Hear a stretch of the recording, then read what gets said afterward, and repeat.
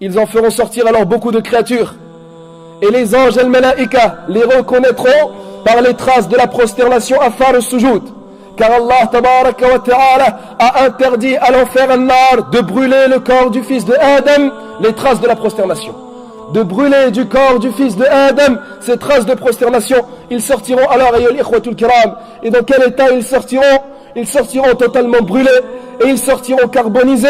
Certains gens de science nous disent l'enfer leur aura mangé et brûlé leur peau et leur chair et ne leur aura gardé que leurs os.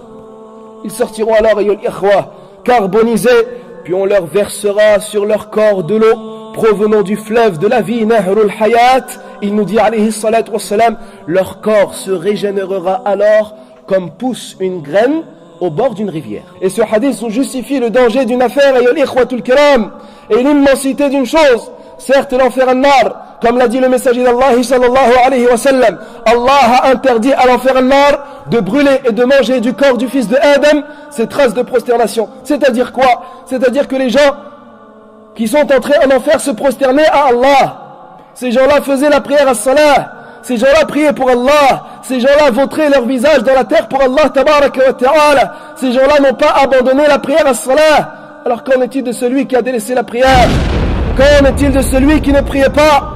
Qu'en est-il de celui qui est entré dans ce bas monde et qui en est sorti sans connaître aucune inclinaison à Allah, ni aucune prosternation à Allah Jalla wa Ala? Comment est-ce que les anges les reconnaîtront en enfer pour les faire sortir de cet enfer? Comment est-ce que les anges les distingueront des autres gens? L'enfer brûlera leurs membres de prosternation, il brûlera alors leur front et leurs genoux et leurs mains et l'extrémité de leurs pieds, car il ne s'est pas prosterné à Allah Jalla wa Ala. Ceci prouve de quoi, ya l'ikhwatul kiram? Prouve le danger du fait d'avoir abandonné la prière dans ce bas monde de dunya, et que celui qui délaisse la prière, il est dans deux situations possibles.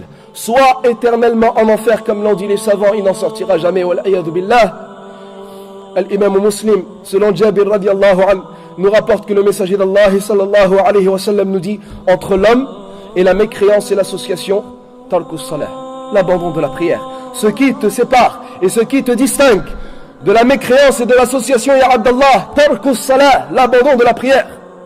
Si il l'a abandonné, il mourra dans la mécréance, comme l'ont dit certains savants, et soit dans une autre situation, selon l'autre parole des gens de science, il y restera des siècles et des années et des milliards d'années, wal-iyadu billah, jusqu'à ce qu'Allah Jalla wa Ala lui permette qu'il sorte de cet enfer.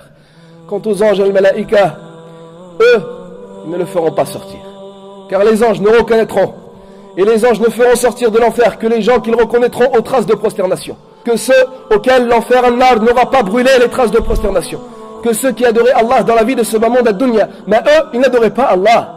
Ils n'ont pas adoré Allah. Mais eux, ils ont adoré leur passion, ils ont adoré leur plaisir, ils ont adoré l'argent, ils ont adoré leur société, ils ont adoré leur commerce et leur entreprise. Ils n'ont pas mis dans leur esprit qu'ils ont été créés pour l'adoration d'Allah Jalla wa Ala, ni pour son obéissance.